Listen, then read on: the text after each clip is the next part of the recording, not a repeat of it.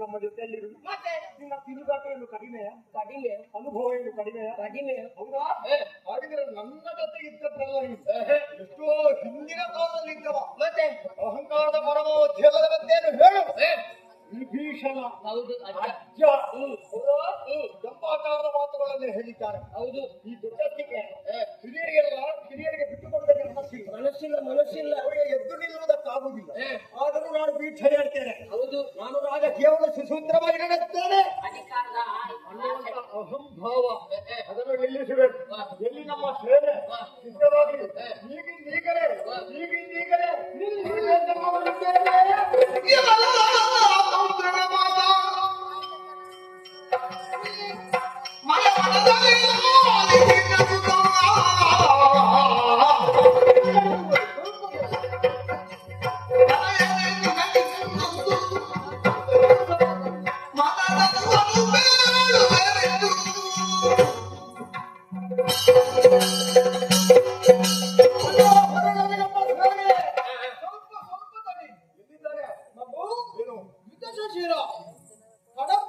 ಅವಸರ ಮಾಡುವುದು ತರವಲ್ಲ. ಯಾಕೆ? ಕಾರಣವುಂಟು. ನೀನು ಎಳೆಯವನಾಗಿದ್ದ ಬಿಸಿ ರಕ್ತದಲ್ಲಿ ಹರಿಯುತ್ತಾ ಇದೆ. ಈಗಲೇ ಅವನನ್ನು ಕಡಿದುಕೊಂಡು ತೀರುತ್ತೇನೆ ಎನ್ನುವ ಹಾಗೆ ನುಡಿದು ಹೊರಟು ನಿಂತಿದ್ದೀಯ. ಇಷ್ಟು ಅವಸರ ಸಾಲದು. ಇನ್ನು ಮುಂದೆ ಇನ್ನೊಂದು ಕಾರ್ಯವಾಗುವುದಕ್ಕೆ ಇದೆ. ಏನದು? ನಿನಗೊಂದು ಮದುವೆ ಮಾಡಿಸಬೇಕು ಎನ್ನುವ ಹಾಗೆ. ಇಷ್ಟು ಬೇಗ ಪ್ರಾಯಕ್ಕೆ ಬಂದಿದ್ದೀಯಲ್ವ? ಕರ್ತವ್ಯ ಪ್ರಜ್ಞೆ ಜಾಗೃತವಾಗಿದೆ. ಉಲ್ಲಾಸದಿಂದ ಹೊರಟು ನಿಂತ ಕಾಲಕ್ಕೆ ನನಗೆ ಮದುವೆ ಮಾಡುವ ಯೋಚನೆ ಈಗಲೇ ಬಂದದ್ದ ಅಲ್ಲ. ಮಾಡಿ ಈ ಒಂದರ ಗೊತ್ತಿರಲಿಲ್ಲ. ನೀನು ದಂಡಯಾತ್ರೆಯನ್ನು ಕೈಗೊಳ್ಳಬೇಕಾದ್ರೆ ನೀನು ಅರಸನಾಗಬೇಕು, ಪೀಠವನ್ನು ಏರಬೇಕು. ಕೇವಲ ಲಂಕೆಯಲ್ಲಿ ಪಟ್ಟವನ್ನು ಏರಿದರೆ ಸಾಕಾಗುವುದಿಲ್ಲ. ಅಲ್ಲಿಯೂ ಪಟ್ಟ ಏರಬೇಕು. ಇಲ್ಲಿ ಪಟ್ಟವನ್ನು ಏರಬೇಕಾದ್ರೆ ನಿಭಾಯಿಸುವಲ್ಲಿ ನೀನು ಮುಂಚೂಣಿಯಲ್ಲಿ ನಿಲ್ಲಬೇಕು. ಅಷ್ಟು ಮಾಡಬೇಕು ಅಂತ ಇದ್ರೆ ವಾಮಭಾಗದಲ್ಲಿ ಹೆಂಡತಿ ಅಂತ ಹೇಳಿ ಹೆಂಡತಿ ಅಂತ ಬೇಕು. ಹಾಗಾಗಿ ನಿನಗೊಂದು ಯೋಗ್ಯಳಾದಂತಹ ವಧುವನ್ನು ಮದುವೆಯನ್ನು ಮಾಡಿಸಬೇಕಾಗುವುದು ನನ್ನ ಜವಾಬ್ದಾರಿ. ಕಾಲಕ್ಕೆ ಅದು ಒಳ್ಳೇದೇ. ಯಾವುದು ನಿನಗೆ ಎಷ್ಟಾಗಿದೆ ಮದುವೆ? ನನಗೆ 4-5 ಆಗಿದೆ. ಮತ್ತೆ ಎಷ್ಟು ಮಕ್ಕಳಿದ್ದಾರೆ? 12. ನಿಮ್ಮ ಮನೆಯಲ್ಲಿ ಇಲ್ಲ, ಅವರವರ ಮನೆಯಲ್ಲಿ ಬೇರೆ ಬೇರೆ ಮನೆ 12 ಮಕ್ಕಳನ್ನು ಸಂಖ್ಯೆ ನೀನು. ಬೇಕಾದಷ್ಟು ಸಿಗುವಾಗ ಸಾಗುವುದಕ್ಕೆ ವರ್ಷವು ಹೇಳುದು ಈ ಸಲ ಏರಿಸಬೇಕು. ಅವರನ್ನು ಅಷ್ಟು ಮುಂದೆ ಸಾಕಬೇಡವ್ರ ಆಗಲಿ. ಒಳ್ಳೆಯದು. ಹಾಗಿದ್ರೆ ಮೊತ್ತ ಕಡೆ ಗಮನ ಹರಿಸುವ.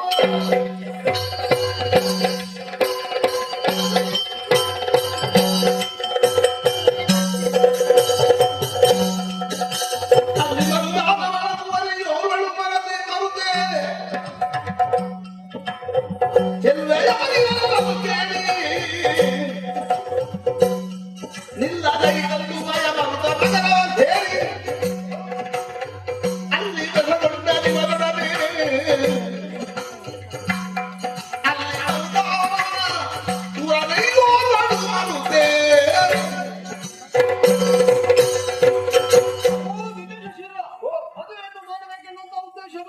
ಮಾಡಿಕೊಂಡು ಮರುತನ ಮಗಳಾದಂತಹ ಮರುತೆಯನ್ನು ನಿನಗೆ ಮದುವೆಯನ್ನು ಮಾಡಿಸಿ ಕಡೆಗೆ ಹೋಗಿದ್ದೇವೆ. ಹೌದು, ಅರಸಿ ಅರಸಿ ಅರಸಿ ಅರಸಿ ಒಬ್ಬನು ಅರಸಿ ಸಿಕ್ಕಿದ್ದಾನೆ. ಈಗಂತೂ ನಿನ್ನ ಕರ್ತವ್ಯ ಪೂರ್ಣಗೊಂಡಿದೆ. ನಾನು ಮಾಡಬೇಕಾದಂತಹ ಎಲ್ಲ ಕರ್ತವ್ಯ ಪೂರ್ಣಗೊಂಡಿದೆ. ಅದರ ಒಂದು ಸಾಂಕೇತಿಕವಾಗಿ ನಾನು ಪೀಠವನ್ನು ಏರಿದೆ. ಪೀಠವನ್ನು ಏರಬೇಕು.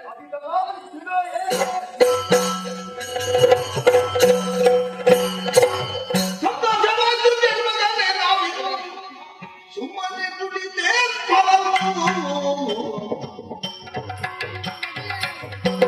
ಜನತೆಯ ಕೂಡಿಕೊಂಡು ಲಂಚಗೆ ಹೋಗಿ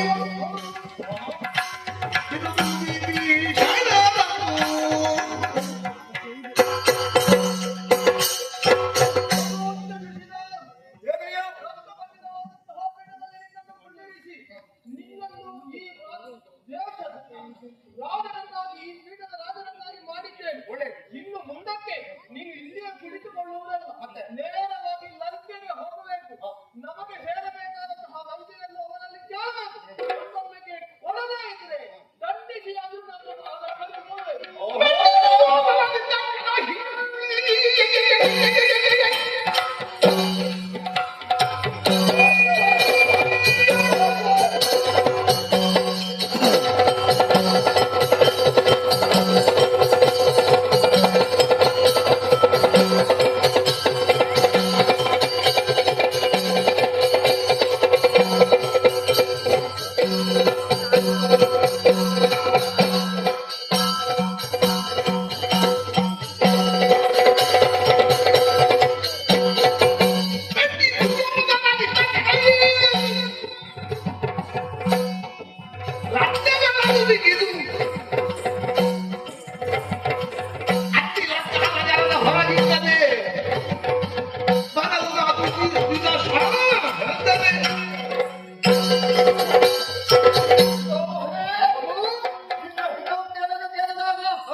ಹರುಷ ಅಧಿಕವಾಗುತ್ತಾ ಇದೆ. ಹಾಗಿದ್ರೆ ವಿಳಂಬ ಸಲ್ಲದು. ಉದ್ದೇಶ ಒಂದೇ, ರಾಜ್ಯವನ್ನು ವಶಪಡಿಸಿಕೊಳ್ಳಬೇಕು.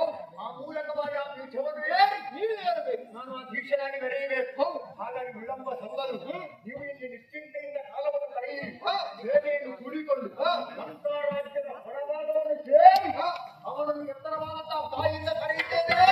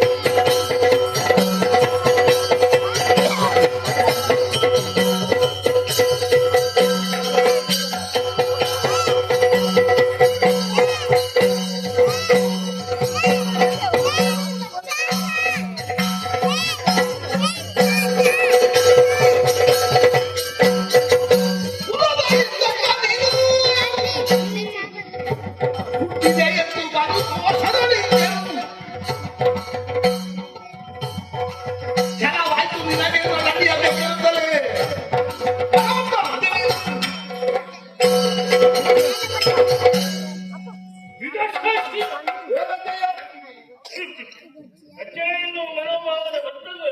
ಪ್ರಯಾಣದ ಮಾತು ಸ್ವಲ್ಪ ತೊದಂತದೆ. ಲಂಕಾನಗರವನ್ನು ಸೇರಿಕೊಂಡರು. ಮೊದಲಾಗಿ ನಿಮಗೆ ಬರಲಿಕ್ಕಾಗಲಿಲ್ಲ. ಚಾಲಕರನ್ನು ಪರೀಕ್ಷಿಸಿ ಪ್ರತ್ಯುತ್ತರವನ್ನು ನನ್ನ ಪುರಾತನ ಹುಟ್ಟಿಕೊಂಡವ ಎನ್ನುವಾಗಿ ನಿನ್ನ ಮೇಲೆ ಅಭಿಮಾನ ಇತ್ತು ಮಗನೇ ನನಗೆ. ನಮ್ಮ ಕುಲವು ಸರ್ವನಾಶವಾಯಿತು.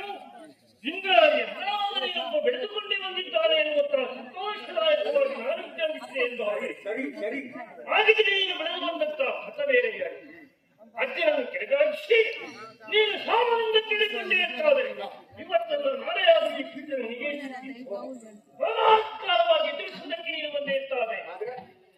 ವಿಭೀಷಣದ ಪಿತೃಕ್ಕೆ ನೀನು ಕೈವಾಡ ಹಾಕಿದಾಕೆ ಯಾಕೆ ಕುಲದೇವಕ್ಕೆ ಬಗ್ಗೆ ನೀನು ಬಂದೆ?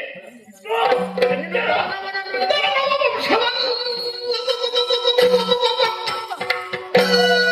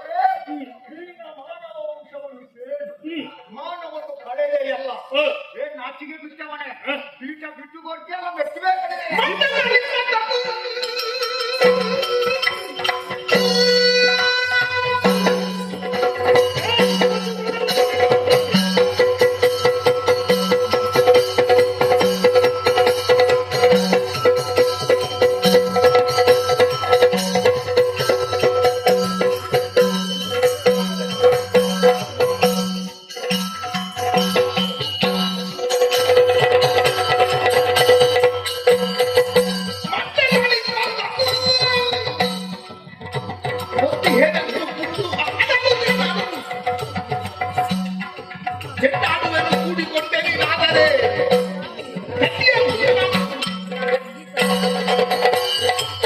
ಇಂದ್ರಾಣಿಯ ಸುತ್ತನೆ ವಂಶಕ್ಕೆ ನಾನೊಬ್ಬ ಕಳಂಕಪ್ರಿಯನಾಗಿ ನೀನು ವಿಜೃಂಭಿಸಿದೆ ಎನ್ನುವಾಗ ನಿನ್ನ ನೋಡಿ ಅವರವರು ಮಾಡಿದ ಪಾಪಕರ್ಮ ಅವರಿಗೆ ನಾಶವಾಗಿ ಹೋಯಿತು. ಎಲ್ಲರೂ ವಜ್ರವಂಶದಲ್ಲಿ ಹುಟ್ಟಿಕೊಂಡರೂ ಕೂಡ ಸಂಸ್ಕೃತಿ ಸಂಸ್ಕಾರ ಏನೆನ್ನುವುದನ್ನು ಅರಿತುಕೊಳ್ಳಬೇಕು. ಹಾಗಿದ್ರೆ ಈ ಕಾಲದಲ್ಲಿ ನಾನು ಹೆಚ್ಚಾಗಿ ವ್ಯವಸ್ಥೆ ಇಲ್ಲ. ಮನೆಯಿಂದಲೇ ಹೊರಗೆ ಹಾಕಿಬಿಟ್ಟ ನಿನ್ನ ಅಜ್ಜ ಅಂದ್ರೆ ನನ್ನ ಅಣ್ಣ. ಹಾಗಿದ್ರೆ ನಾನು ಕೂಡ ಶ್ರೀರಾಮಚಂದ್ರನಿಂದಲೇ ಮತ್ತೊಮ್ಮೆ ಅಯೋಧ್ಯ ನಗರದಿಂದ ಅಜ್ಞಾನದ ಹಠವನ್ನು ಸ್ವೀಕರಿಸಿಕೊಳ್ಳುವಂತ ಆಗಿ ಹೋಯಿತು. ಈಗ ನೀನು ನನ್ನ ಎದೆತ್ತರಕ್ಕೆ ಹೇಳಿದೆ ಎಂದ ಮಾತ್ರಕ್ಕೆ ಅಣ್ಣನಿಗೆ 10 ತಲೆ ಇತ್ತು, ಮೊಮ್ಮಗನಾದ ನನಗೆ 20 ತಲೆ ಇತ್ತು. 20 ತಲೆ ಇದೆಲ್ಲ ಮಾತ್ರಕ್ಕೆ ಹೆದರುವುದು ಬೇಡ. ಸಾಮದಿಂದ ಬಿಟ್ಟು ಕೊಡ್ತೇನೆ. ಬಿಟ್ಟು ಮಾಡುವುದು ಇಷ್ಟ ಅಲ್ಲ. ನೀವು ನನ್ನ ಮುಂದೆ ಪೌರುಷ ಹುಟ್ಟುಂಟ ಮನಗಾಗಲಿ ಹುಟ್ಟುಕೊಂಡ ಕೆಂಪು ನಾಡಿನ ನಾಡಿನ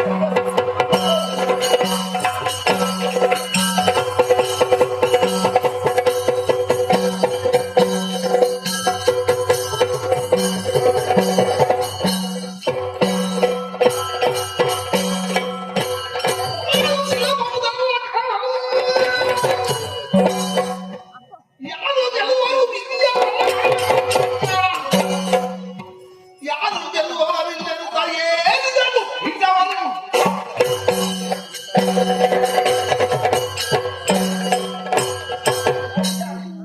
ಈಗ ಕೆಲವರು ಯಾರಿದ್ದಾರೆ?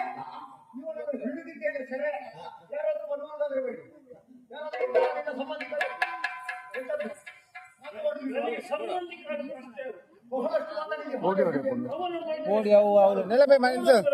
ಹೌದಾ? ನೀನು ಅವನನ್ನು ನಂಬಿ ಹೋದ. ಭಗವಾನ ಅಂತ ಹೇಳಿದನು. ಇದು ಬೇಕಾ?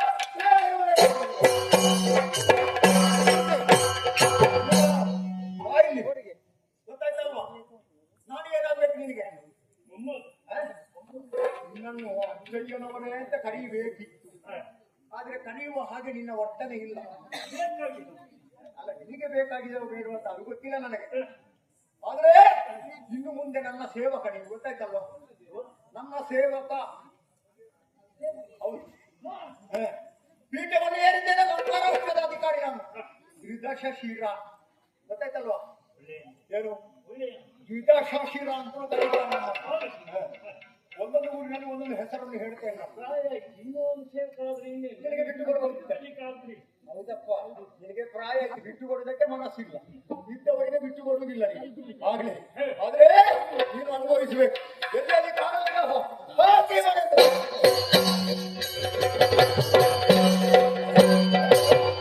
ಬೇಕಿದ ಬರಬರು ದಾರಿಯಲ್ಲಿದ್ದು ಹೂಡಾಯಿಂದ ಧಾಮಮನೆದು ಕಾಲಗದಲ್ಲಿ ಹೀಗಾಗಿ ಬಾಳಲು ಜಯಿಸಿದ ಬಾಳಬೇಕೆ ಬಾಗಿಲು ಅವರು